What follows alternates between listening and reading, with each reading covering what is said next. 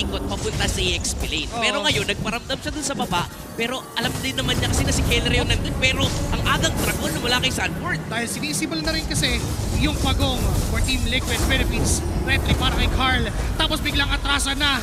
Wala silang aabutan pero mukhang meron pala dahil nandyan pa rin naman ang Onyx at si Carl TZ pa ang makukuha nilang kapalit. Napakagandang chase down from Onyx Philippines. Pumunta pa si Kelman doon sa kanyang SOT at si King Kong ay kamuntik-muntikan pa. Pero mukhang may ipit yung dalawang sumugod at si Sanford ay tutumba. Ngayon si Sanji pwedeng isunod. Low na rin ang HP. Pero dahil sa nakuha ng Onyx, sila pa yung nakalamang dun sa team fight. Ganda ng counterplay ng Super Fam. Alam nilang marami ng binuhos na resources ang Team Liquid at sila'y marami pang meron at available. Kaya nag-counterplay, naghabol pa sila and eventually winning that team fight. Medyo na-caught off guard din talaga doon ang Team Liquid. Plus, nagganda rin ang backup ni Kelra. Parang alam niya rin kasi na pupunta si Oheb since naka-double fighter nga dito ang Liquid. So hindi siya nagpapatalo. So 1v1 sa rivalry talaga ni Oheb at si Kelra.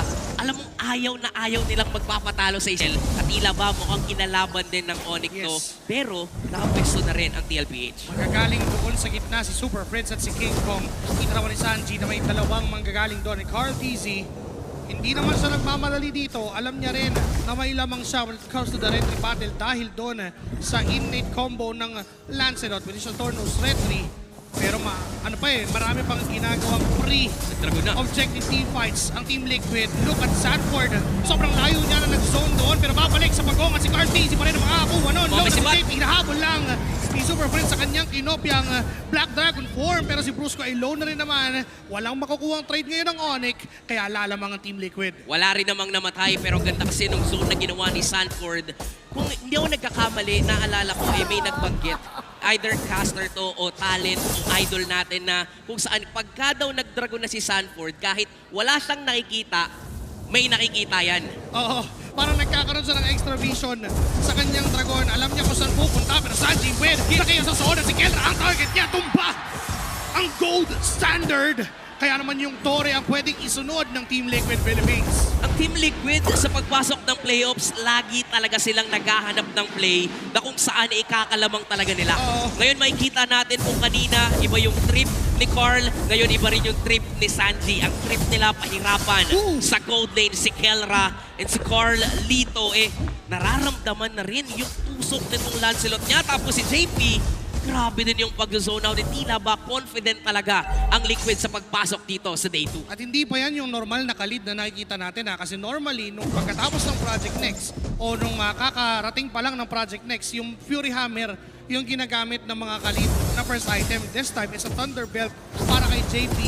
Amplifying pa yung kunat niya at yung kaya niyang gawin sa mga clash. And Kirk, medyo nahigupan ng onting siya essence, kaya naman mapipilitan siyang umatras. And in return, si Sanford ay bumalik yung kanyang buhay, kaya pwedeng mas mag-angas. Pero si King Kong ay nandun, nag-aabang na rin naman. Itidep lang nila yung Torre, at alam din ng Onyx Philippines na hindi tayo pwedeng magpalalim laban sa Yuzong ni Sanford. Tumatahi pa si Carl TZ dito, talagang mainit ang Team Liquid. And they're on the stampede. Gusto nilang madaliin talaga itong laban against Super Fam. Pero yung kinopya dito ni Super Prince, ultimate ni Sanji. Yung brilliance yung makakopya mo dyan. So kahit pa paano, meron siyang panakas dito tulad doon. Nag-turtle na rin kasi itong si Sanji. Pero merong turtle, kaya naman binubrus ko ngayon ng Liquid ang Onyx. Pero nandito rin yung Udin magagaling kay King Kong. May mountain shock na ginamit para makita ang Team Liquid. Pero yung Dragon ay enough na. Tahan ng mga members ng Onyx Philippines. Directly mula kay Carl. Nakuha niya yung turtle. Ngayon susubok with ang AOG. Super Prince na naging target niya si Kirk. Naiwan! Double kill for Carl TZ. Yes, buhay si Brusco. Pero patay ang dalawang kampe ng Onyx Philippines. Hindi pa sila doon magtatapos. Tatahiin pa ni Carl TZ yung mismong laban na to. Pero nandiyan si Brusco, kaso lang hindi enough. Hindi enough si Brusco para tuldukan at pigilan ng The Gold. Hindi rin naman enough yung damage dito. Kaso nga lang inabangan doon sa tumamang SOD. Na broken na nga yung play pero muling inayos ng TLPH. Ibang klase ang Liquid ngayon. Tila ba basang-basa nila ang Super Fam and they're winning every team fights na meron dito. And for Onyx, Kung tayo yung nasa posisyon nila, anong gagawin mo? Kailangan magtiis dito, kailangan mong mapag-item pa itong si Kelra. Up naman na yung kanyang corrosion site, papunta na siya sa Golden Staff and eventually yung DHS and yun yung pinakakailangan nila entering this team fight dahil tatlong makunat ang pwedeng humarap from the side of TLPH. But again, we're looking at TLPH casually winning every single team fight, casually winning every single objective since game number 1. 3 turtles to none compared to Onyx. At ngayon susubukan nilang tumapak ulit sa pedal para madaliin ulit ang mga tagpo. Nag-aagawan na ng mga resources at hindi na pinagpapahinga ng TL ang Onyx. Kasi alam din nila na pag umabot ulit talaga sa late game to, nandyan ulit yung mga scaling heroes ng Onyx PH. This is similar with game number 1 na kung saan may double marksman setup yung Onyx. Double marksman setup pa rin to. Diba? May Yison Shin, may Moskov, kaya minamadali na talaga ng Stampede na meron dito ang Cavalry. Ito na yung Dragon. Ayan na! Susugod ngayon si Sanford na kumpleto ang 7 Dragon Ball para humiling ng isang kahilingan sana pero tinigil muna ng Team Liquid Philippines ang paghabol.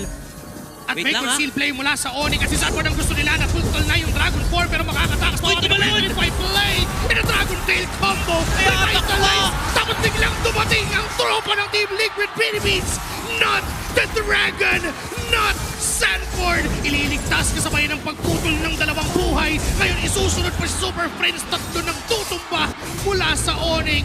At mukhang libre na naman ang objective for Team Liquid Philippines. Lord secured para kay Carl TZ at sa Team Liquid Philippines. At grabe yung mismong basa nila sa laro. Tila ba parang pinang-bait out lang nila yung Dragon kasi alam nila na magka-counterplay ang Onyx. Ngayon susubok na naman si Kirk Bigyan, dito si Ohib. Pero meron na namang naka-ready para suportahan yung kakampi nila. Nandyan si Sanji, kapag anytime bubugbugin nyo si Ohib, nandito ako para tulungan yung tropa ko. Ganong-ganoon yung ginawa ng Liquid kanina nung gusto nang patayin ng Super Fam si Sanford.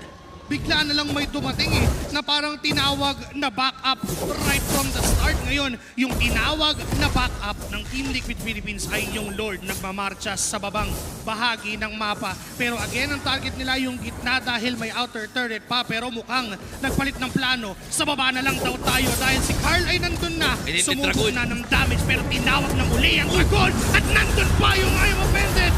Sumubok din ang Team Liquid na pasukin mismo sa basket. Hindi makaalis ang Onyx Philippines. Hindi makaalis doon sa ground control na ginagawa ng Team Liquid at naipit hanggang sa tuluyan ng masaktan. And Super Prince na lang ang nag-iisang dedepensa. Ngayon ang TL ay isang laban na lang